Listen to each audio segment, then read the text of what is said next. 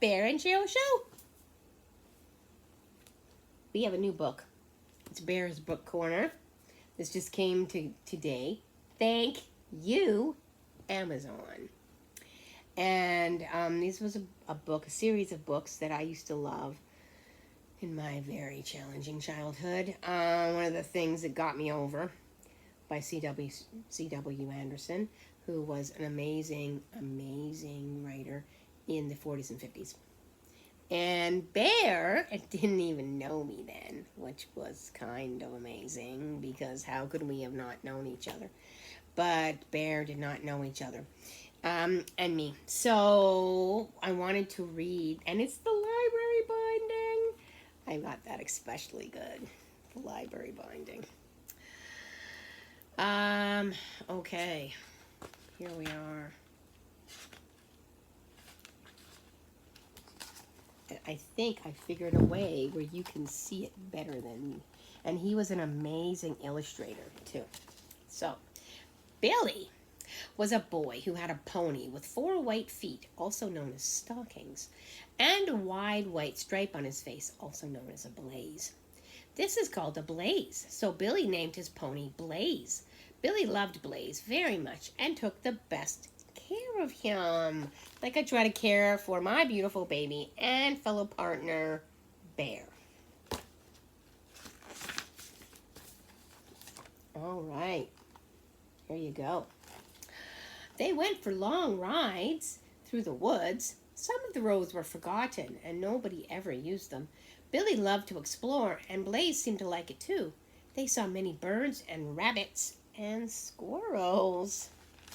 It was a different time.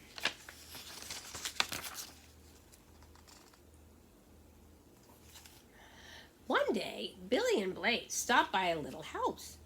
An old man sat out in the sun. He was very friendly and asked Billy where he rode. "Have you ever seen the old quarry?" he asked. "They call it the Lost Quarry now because nobody seems to know where it is." Okay. And then we have the same picture, kind of.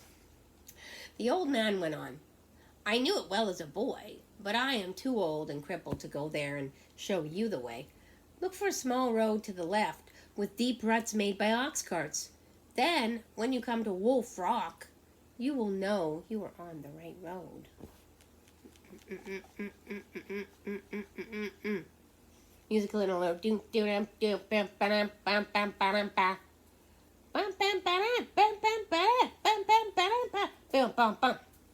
Bear just likes to do it. What am I going to do? He's a singing bear. So, thank you, Bear, for the musical interlude. And there you go. He's on the path. Doesn't that look amazing? Billy found the road. It was just as the old man had told him, with deep tracks that ox carts had made long, long ago. Billy was very excited. Soon he would see the quarry he had heard so much about. Let's see. The road was overgrown, and Billy had to bend low to get under the trees and vines. He could see that it was many, many years ago since this road was used. Oh, there he is. Kind of stuck. Then they came to a place so overgrown with hanging vines that Blaze could not get through. Blaze stood quietly while Billy took out his pocket knife and cut away the vines. Then they went on. Oh, look at that. Get a close-up of that amazing artwork, right? They don't do that anymore. It's pretty good. After riding a long way, they came to a large rock beside the road. On it was cut the words Wolf Rock. Billy had often heard the story of how a man once climbed up on this rock when attacked by wolves. He had held them off until daylight with a club when they went away, as wolves do.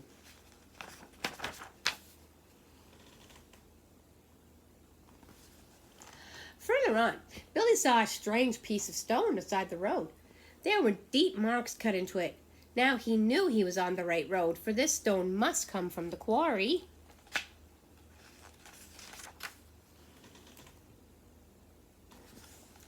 They went on for quite a way, And then Billy saw something that made him pull up short. A large dead tree had fallen across the road. It was a big tree, but he knew Blaze was a good jumper.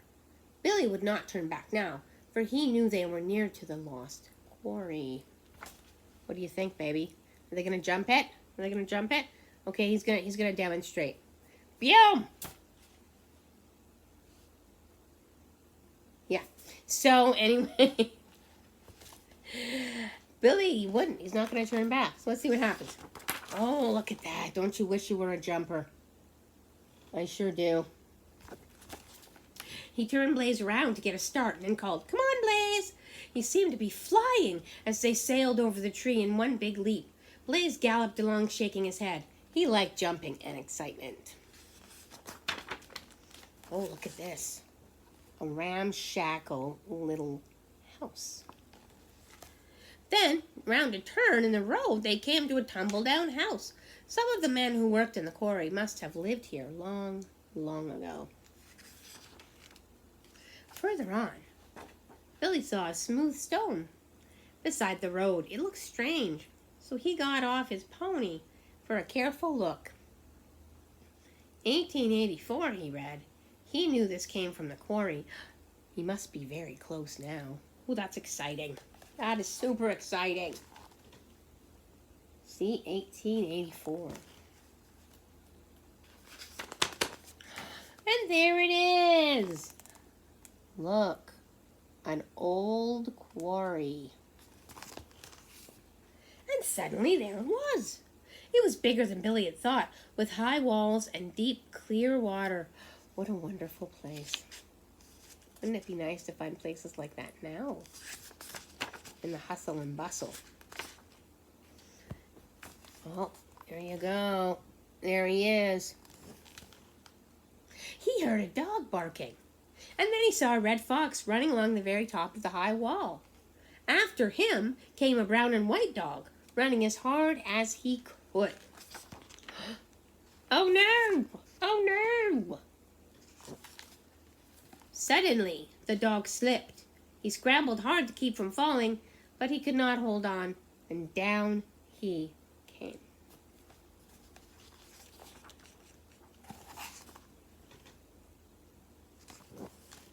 The dog hit the water with a splash, but he came up quickly and started swimming.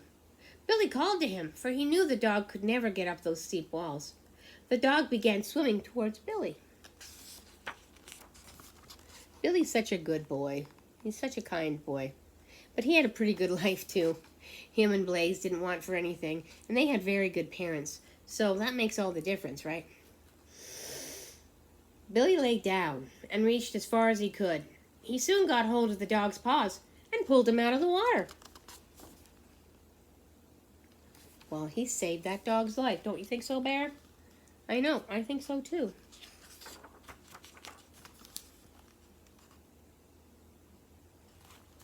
Billy wiped him as dry as he could with his handkerchief. He saw that the dog had no collar. "You must be lost," said Billy. "If no one claims you, then you can be my dog. Would you like that?" The dog licked Billy's hands and wagged his tail happily. And then they're trotting for home. That's what I think. As they started for home, the dog went along proudly. He liked to belong to somebody. It had been an exciting day. Billy had found the Lost Quarry and also a wonderful place to swim, and he also had a dog. Blaze went along almost gaily, as if he were happy too. The end. And you know what? I think maybe he was happy too. I mean, it was a better time in some ways, wasn't it? I hope that we can have that again. So, I wish everybody a happy, happy day. And Bear and I are going to say, see ya later.